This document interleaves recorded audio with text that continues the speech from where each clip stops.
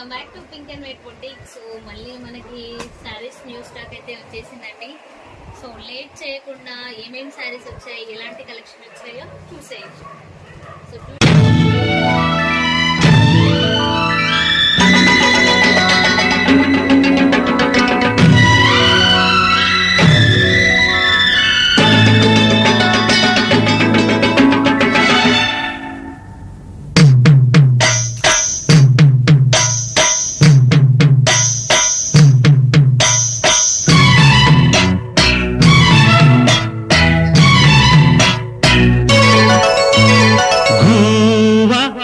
గోరింకతో ఆడిందిలే బొమ్మల